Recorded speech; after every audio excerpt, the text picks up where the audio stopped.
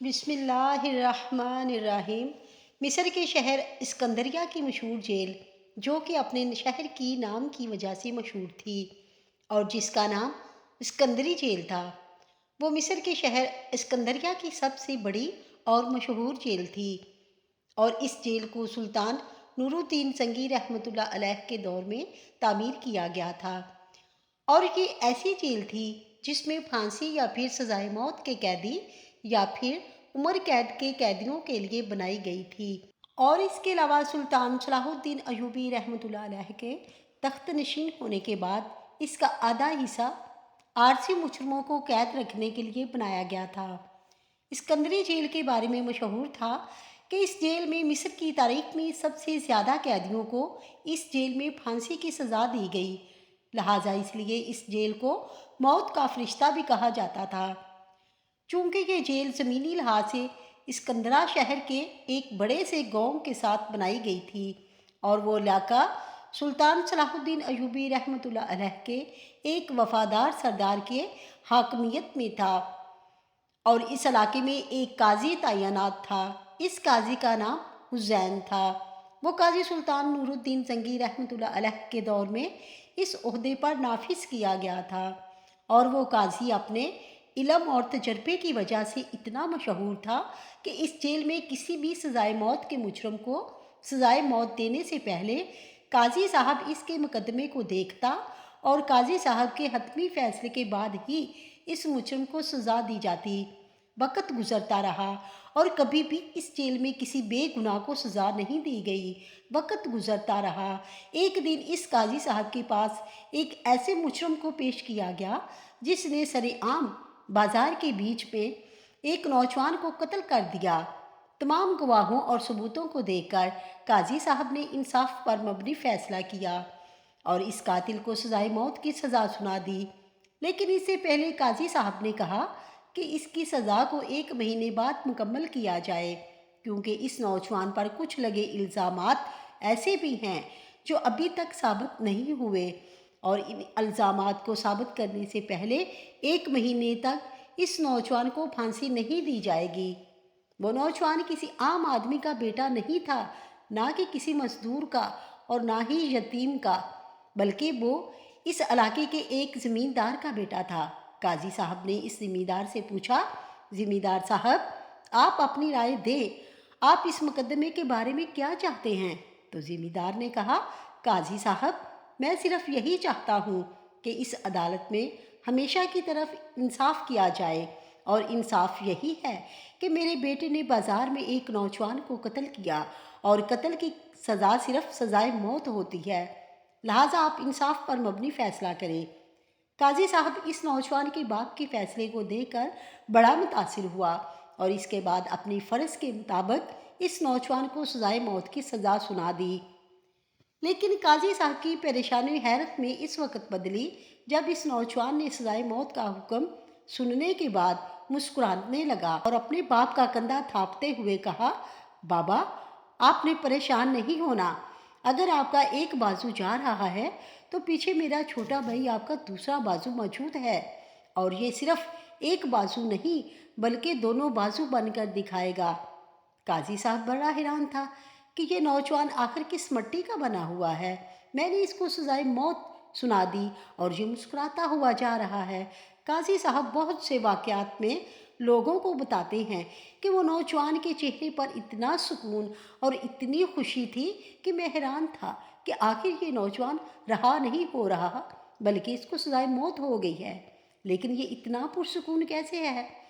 आखिर इसके चेहरे पर इत्मीनान कैसे है? काजी साहब ने इसे पूछना भी चाहा, लेकिन इस कदर हैरानी में डूबा काजी साहब इसे इस सूरत हाल के बारे में पूछ ना सका। सिपाही इसको सिकंदरी जेल में ले गए और वो नौजवान अपनी ज़िंदगी के आखिरी दिन गुजार रहा था। वक़्त गुजरता रहा और तकरीबन इस मुकदमे को 15 दिन गुजर गए। काजी साहब के दिल में अभी तक वो ख्यालात बाकी थे। एक दिन काजी साहब ने अपने करीबी मुहाफ़िज़ को अपने पास बुलाया اور کہا، میں اسکندری جیل میں جا کر اس قیدی سے ملنا چاہتا ہوں اور میں اسے سوال پوچھنا چاہتا ہوں، اس نے مجھے بہت حیران کیا ہے۔ قاضی صاحب کے قریبی محافظ نے سپاہیوں کا دستہ تیار کیا اور قاضی صاحب اسکندری جیل میں پہنچ گئے۔ جب قاضی صاحب اسکندری جیل میں پہنچے تو قاضی صاحب کی حیرت مزید حیرت اور پریشانی میں بدل گئی، کیونکہ اس جیل میں جتنے بھی پھانسی کی سزا پانے والے قیدی تھے وہ سب مسکرا رہے تھے اور آپس میں اس طرح ہنس کھل رہے تھے جیسے وہاں کوئی جشن منایا جا رہا ہو۔ قاضی بڑا حیران تھا، لیکن قاضی صاحب کی سمجھ میں کچھ نہیں آ رہا تھا۔ قاضی صاحب نے جیلر کو اپنے پاس بلایا اور کہا، اے جیلر صاحب، آخر یہ کیا ماجرا ہے؟ کیا تم نے ان کو یہ خبر دے دی ہے کہ قاضی صاحب نے ان کی سزا کو ختم کر دیا ہے؟ جیلر صاحب نے کہا، نہیں حضور، ایسی کوئی بات نہیں ہے، ہم خود پریشان ہیں، آخر یہ سب قیدی اتنی اطمینان سے کیوں ہیں؟ پھر قاضی صاحب نے کہا، کیا اس کے بارے میں تمہیں کوئی پتہ نہیں؟ تو جیلر نے کہا، قاضی صاحب، جب سے فلاں نوجوان کو اس جیل میں پھانسی کی سزا دینے کے لیے بھیجا گیا ہے، اس دن سے تمام قیدی بہت خوشحال اور بہت پرسکین۔ قاضی بڑا حیران ہو گیا، کیونکہ جیلر صاحب نے اس قیدی کا کہا جس قیدی نے قاضی صاحب کو پریشان کر رکھا تھا، کیونکہ جب قاضی صاحب نے اس کو پھانسی کی سزا سنائی تھی وہ مسکرا رہا تھا، اس کے چہرے پر اطمینان تھا۔ قاضی صاحب نے کہا، آخر ایسی کیا وجہ ہے کہ اس نے تمام قیدیوں کو اتنا پرسکون کر دیا؟ تو اس نے کہا، قاضی صاحب، ہمیں زیادہ تو اس بات کے بارے میں معلوم نہیں، لیکن ہمیں کچھ سپاہیوں سے پتہ چلا کہ جو بھی اس جیل میں کوئی قیدی اگر پریشان یا مایوس ہو تو یہ نوجوان ان کو ایک تحریر لکھ کر دیتا ہے اور تحریر لکھ کر دینے کے بعد وہ قیدی خوشحال ہو جاتا ہے۔ ایسے لگتا ہے اس کی ساری پریشانیاں حل ہو گئی ہیں، اور میں نے بہت کوشش کی کہ آخر پتہ چل جائے کہ یہ نوجوان ان کو تحریر میں کیا لکھ کر دیتا ہے، لیکن اس بات کے بارے میں ہمیں بھی نہیں پتہ لگا۔ یہ سن کر قاضی بڑا حیران ہو گیا کہ آخر نوجوان کو تحریر میں کیا لکھ کر دیتا ہے۔ قاضی صاحب اپنے گھوڑے سے اترے اور سیدھا اس نوجوان کی جیل والے کمرے میں چلے گئے۔ قاضی صاحب نے سلام کیا اور اندر داخل ہو گئے۔ وہ نوجوان بھی حیران ہو گیا کہ قاضی صاحب ایک قاتل کے کمرے میں کیا کرنے آئے ہیں، اور قاضی صاحب کے انداز گفتگو نے بھی اس نوجوان کو حیران کر رکھا تھا، لیکن وہ نوجوان نہیں جانتا تھا کہ اس نوجوان کی اس عمل نے قاضی صاحب کو کتنا حیران کر رکھا ہے۔ قاضی صاحب اس کے پاس جا کر زمین پر بیٹھ گئے اور کہا، اے نوجوان، آخر تمہارے اندر کیا چھپا ہوا ہے جو تم نے اس 70 سالہ بوڑھے قاضی کو حیران کر دیا ہے؟ اس نوجوان نے کہا، استغفر اللہ قاضی صاحب، میں نے تو ایسا کچھ نہیں کیا۔ قاضی صاحب نے کہا، مجھے سب سے پہلے یہ بتاؤ کہ آخر تم سے وہ قتل کیسے ہوا؟ آخر اس کے پیچھے کیا راز ہے؟ تو اس نے کہا، قاضی صاحب، میرے بابا کو آپ جانتے ہیں، میرے بابا نے ہمیشہ اپنے علاقے والوں کی مدد کی، کبھی کسی کے ساتھ ناانصافی نہیں کی، لیکن میں ایک قاتل کیسے بنا، اس کے پیچھے ایک لمبی داستان ہے۔ قاضی صاحب نے کہا، میں یہ داستان سننا چاہتا ہوں۔ پھر اس نوجوان نے کہا، قاضی صاحب، میرا ایک چھوٹا بھائی ہے جو مجھ سے زیادہ جنونی اور غصے والا ہے۔ اس کی ایک علاقے کے لوہار کی بیٹی سے منگنی ہوئی تھی، وہ اس سے بہت محبت کرتا تھا۔ اسی دوران ہمارے علاقے کا ایک نوجوان قاہرہ سے اچھی تعلیم حاصل کر کے واپس آیا، اس کا باپ بھی کافی دولت مند ہے۔ لوہار کی بیٹی پورے علاقے کی سب سے خوبصورت اور حسین و جمیل ہے۔ جب اس نوجوان کو پتہ چلا کہ اس کی منگنی میرے بھائی سے ہو چکی ہے، وہ اپنی خاندانی دشمنی کو نبھانے کے لیے اس نے لوہار کو جا کر دھمکی دی کہ اگر تم نے اپنی بیٹی کا نکاح مجھ سے نہ کیا تو میں تیری بیٹی کو اٹھا کر لے جاؤں گا اور تیری عزت برباد ہو جائے گی۔ اس لوہار نے اپنی بے عزتی کے ڈر سے اپنی بیٹی کا نکاح میرے بھائی سے منگنی ہونے کے باوجود اس نوجوان سے کر دیا۔ اس نوجوان کا غرور اور بھی بڑھ گیا تھا، کیونکہ اس نے میرے بھائی کی عزت کو چھین لیا تھا۔ اور ایک دن میں اور میرا بھائی بازار سے جا رہے تھے، میرا بھائی گھوڑے پر سوار میرے پیچھے تھا اور میں آگے تھا۔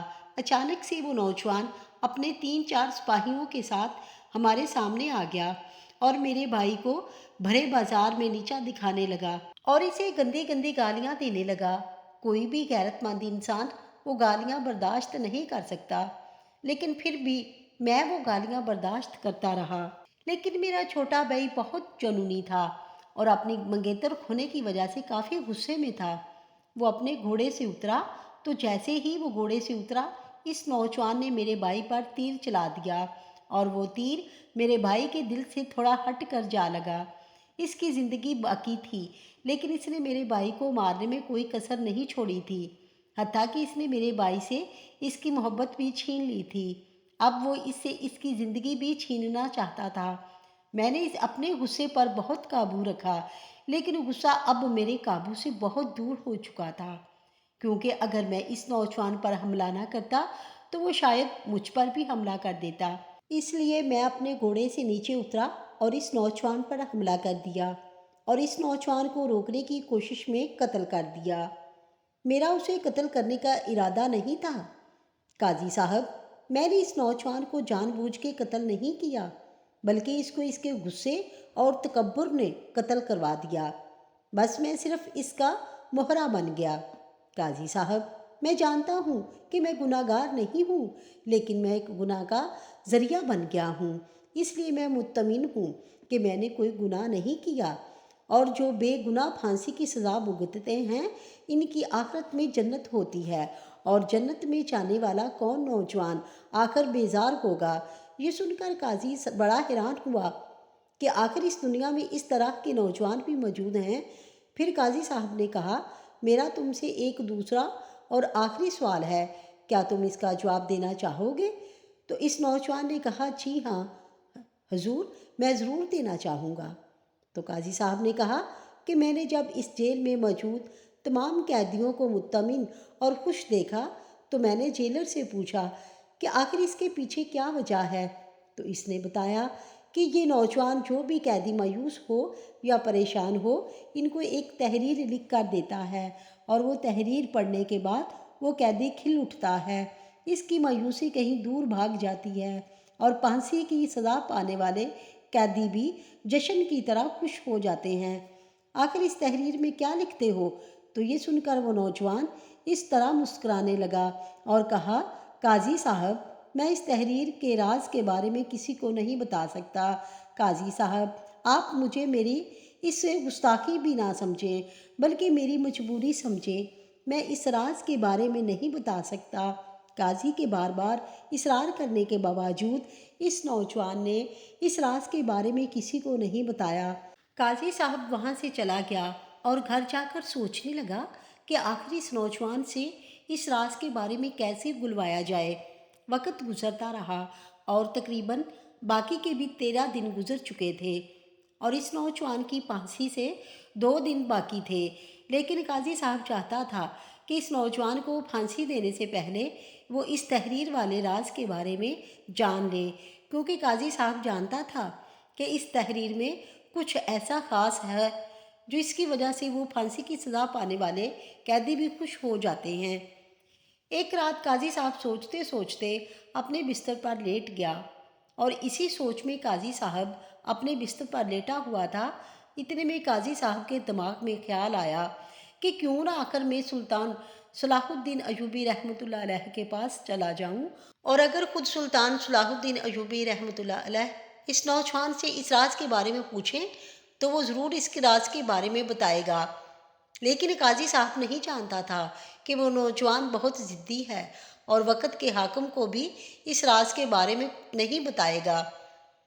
قاضی صاحب صبح سویرے نماز سے فجر ادا کر کے اپنی منزل کی طرف روانہ ہو گئے اور سلطان صلاح الدین ایوبی رحمۃ اللہ علیہ کی خدمت میں حاضر ہوا، اور سلطان صلاح الدین ایوبی رحمۃ اللہ علیہ کو شروع سے لے کر مکمل داستان سنائی، اور سلطان کو بتایا کہ سلطان معظم، میں نے ایک قاتل کو سزائے موت کی سزا سنائی تو میں نے اس کے چہرے پر اتنا اطمینان دیکھا جس نے مجھے حیرت میں ڈال دیا، اور اس کے بعد میں اس حیرت کو ختم کرنے کے لیے اسکندری جیل میں گیا تاکہ اس نوجوان سے اس عجیب خوشی کے بارے میں پوچھ سکوں۔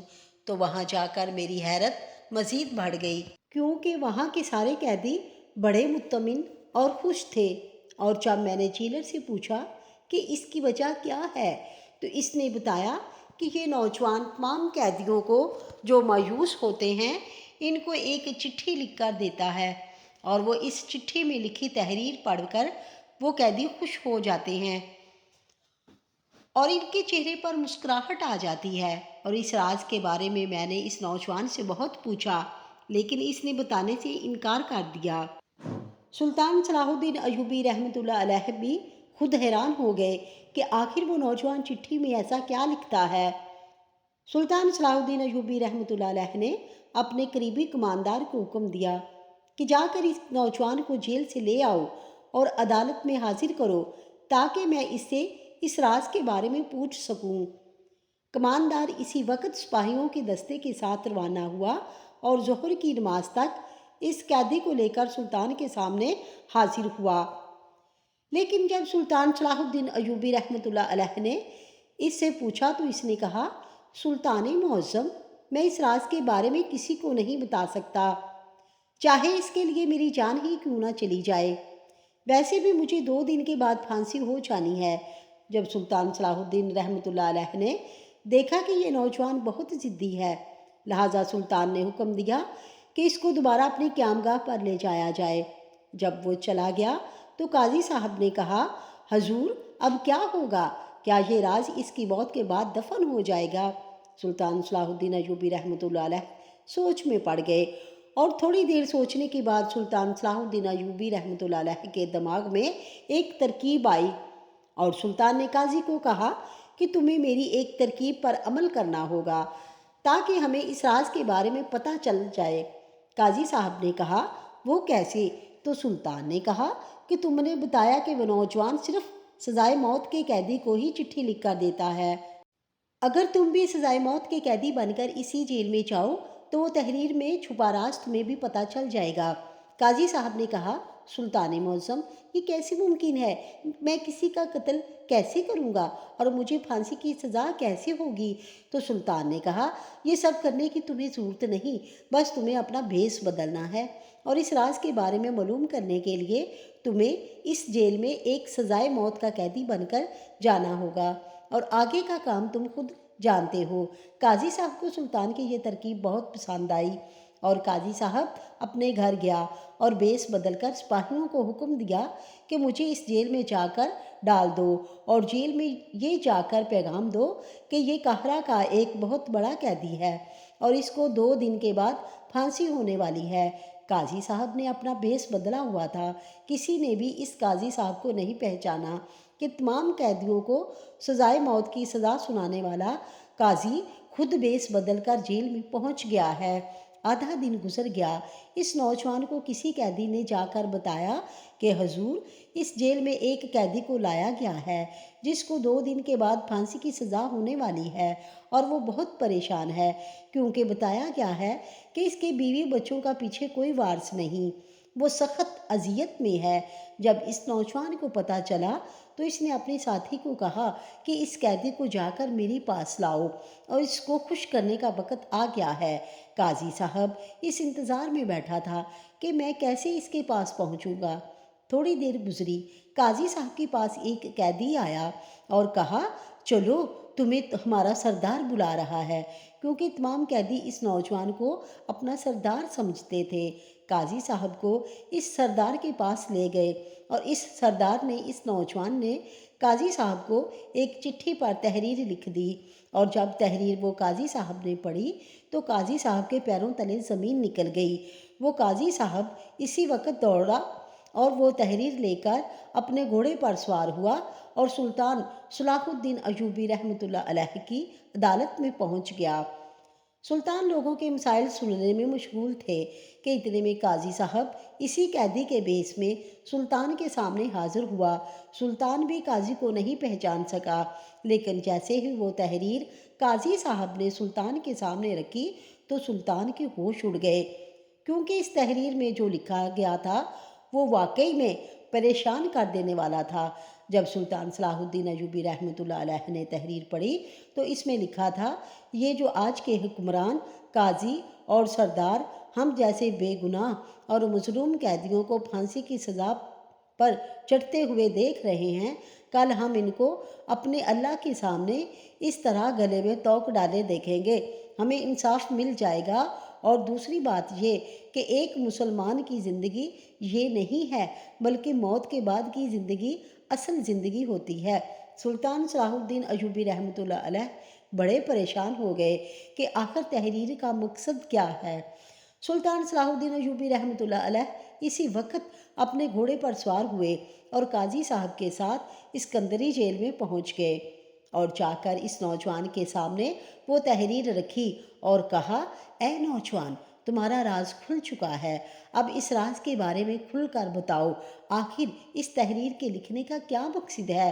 تو یہ دیکھ کر وہ نوجوان مسکرانے لگا اور کہا، سلطان معظم، قاضی صاحب جانتے تھے کہ میں نے بے شک اس نوجوان کو قتل اس وجہ سے کیا کیونکہ وہ مجھ پر حملہ آور ہوا تھا، اور میں نے اپنی جان کی حفاظت کرتے ہوئے اس کو قتل کر دیا، اور شریعت میں بھی یہی ہے کہ اپنی جان کی حفاظت کرتے ہوئے اگر تم دوسرے کو قتل کر دیتے ہو تو اس کے بدلے میں تم پر کوئی قصاص نہیں ہوگا۔ لیکن پھر بھی قاضی صاحب نے مقدمے کا وہ رخ نہیں دیکھا بلکہ دوسرا رخ دیکھا اور مجھے سزائے موت دے دی۔ اور جب میں اس جیل میں پہنچا اور تمام قیدیوں سے جب میں نے پوچھا تو ان کی باتوں سے مجھے یہی محسوس ہوا کہ جتنے بھی اکثر قیدی ہیں اور جن کو سزائے موت کی سزا سنائی گئی ہے، ان کے اس فیصلے کے پیچھے طاقت کا ہاتھ ہے، جس کے پیچھے بڑے بڑے ذمہ دار، بڑے بڑے سردار اور سلطان کے وزیر ہیں۔ ان میں سے اکثر قیدی بے گناہ ہیں، اور اس لیے میں ان کو یہ تحریر لکھ کر دیتا کہ بے شک آج کے سلطان اور قاضی ہمیں موت کی گھاٹ اترتا ہوا دیکھ کر خوش ہو گئے، لیکن جب ہم قیامت کے دن ان کے گلوں میں توق ڈالے ہوئے دیکھیں گے تو ہمیں انصاف مل جائے گا اور ہم بھی ان کی طرح خوش ہو جائیں گے۔ اور ایک مسلمان کی زندگی موت کے بعد کی زندگی ہوتی ہے، یہ تو ایک عارضی زندگی ہے، اور جب میں یہ تحریر لکھ کر ان سزائے موت کی سزا پانے والے قیدیوں کو دیتا تو وہ خوش ہو جاتے اور ان کے دلوں کو اطمینان ملتا اور وہ پرسکون ہو جاتے۔ جب یہ بات سلطان صلاح الدین ایوبی رحمۃ اللہ علیہ نے سنی تو قاضی صاحب کی طرف چہرے کا رخ موڑتے ہوئے کہا، قاضی صاحب، جتنی آپ نے جدوجہد اس راز کے بارے میں جاننے کی اتنی آپ جدوجہد ان لوگوں کے مقدمات کو سنتے ہوئے کرتے تو بے شک آج اس نوجوان کے سامنے ایک سلطان کو شرمندہ نہ ہونا پڑتا۔ تو یہ سن کر قاضی صاحب نے کہا، سلطان معظم، میں نے کبھی ناانصافی پر مبنی فیصلہ نہیں کیا، جب بھی مجھے گواہ اور ثبوت ملے تب میں نے جا کر فیصلہ کیا۔ تو سلطان صلاح الدین ایوبی رحمۃ اللہ علیہ نے کہا، قاضی صاحب، آپ کو قاضی کس لیے تعینات کیا گیا؟ اگر آپ گواہوں اور ثبوتوں کی بنیاد پر فیصلہ سنائیں گے تو کیا گواہ اور ثبوت خریدے نہیں جا سکتے؟ اس کا مطلب یہ ہے کہ جس کے پاس دولت ہو وہ گواہ اور ثبوت خرید کر دے دے تو وہ کسی کو بھی مجرم قرار دے گا۔ تمہارا یہ فرض تھا کہ تم سچ اور جھوٹ کا فرق کرو، لہٰذا تم بھی ان کے برابر کے گناہ میں شریک ہو۔ اور اس کے بعد سلطان صلاح الدین ایوبی رحمۃ اللہ علیہ نے حکم دیا کہ جتنے بھی اس جیل میں قیدی ہیں ان کے مقدمات دوبارہ سنے جائیں، اور اس کے بعد سلطان صلاح الدین ایوبی رحمۃ اللہ علیہ نے اس نوجوان کو بھی رہا کر دیا، اس بنا پر کہ اس نوجوان نے اپنی جان کی حفاظت کرتے ہوئے قتل کیا تھا۔ اور بہت ہی روایات میں ملتا ہے کہ جب سلطان کے حکم پر تمام قیدیوں کے مقدمے دوبارہ سنے گئے تو ان میں سے آدھے سے زیادہ قیدی رہا ہو گئے، کیونکہ ان کے سنائے گئے فیصلے کے پیچھے بڑے بڑے ذمہ داروں اور دولت مند آدمیوں کی طاقت تھی، اور اس نوجوان کی وجہ سے بہت سارے سزائے موت کی سزا بھگتنے والے قیدی رہا ہو گئے۔ اور اس کے بعد سلطان صلاح الدین ایوبی رحمۃ اللہ علیہ نے حکم دے دیا کہ کبھی بھی کوئی بھی قاضی گواہوں اور ثبوتوں کو دے کر فیصلہ نہ کرے بلکہ جھوٹ اور سچ کو دے کر فیصلہ کرے، کیونکہ گواہ اور ثبوت تو خریدے جا سکتے ہیں اور کبھی بھی انصاف پر فیصلہ گواہوں اور ثبوتوں پر نہیں کیا جا سکتا۔